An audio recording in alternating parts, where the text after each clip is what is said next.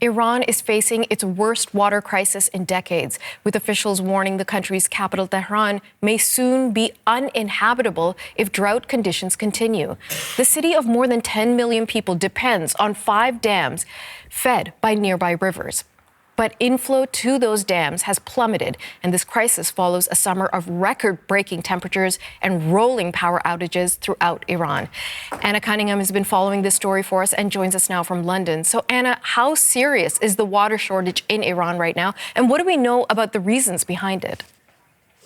Well, Natasha, what we're hearing out of Iran today is that this really is reaching crisis point. I mean, you can see from the images that you were just showing there how low the water levels are in these dams. And there are 5 of those that actually supply the capital, Tehran.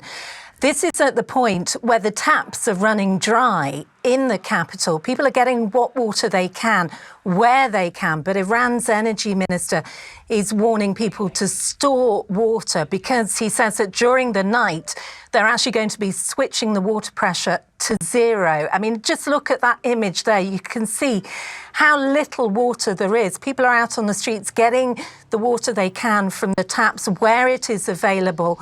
And there seems to be no let-up in this. We know there were high summer temperatures in Iran over several months. So certainly experts are saying climate change, climate crisis is playing a part. Iran's President Masoud Pezeshkian has been speaking on Iranian state TV. He's warned people that it actually could get to the point where they're going to have to evacuate the capital if there is no rain by, he said, November the 22nd. But you can imagine how difficult that would be. And at the moment, looking at the forecast, there certainly is no rain on the way. Now, there is one Iranian who lives in Toronto. He is an expert in water resources. He's been taking a look at the satellite images of those dams, and he is concerned. Take a listen. It is very serious. The country is now in its 6th year of drought. The water year started in October, the 6th water year. So far, it has been also much drier than usual. No rain happening across the whole country, and this is new to Iran. Natasha, what is interesting is that experts are saying it's not just the climate crisis that's playing a part here. There are people who are critical of bad management, bad water planning, and some say that mismanagement of water resources in Iran has been going on long term. You know, we've been talking about this for years, Anna, that drought and environmental concerns are driving populations away from where they live, but never about a major national capital. Is it really possible that Tehran might have to be evacuated? It seems extraordinary, doesn't it? Yeah. Just to say that there are 10 million people who live in Tehran.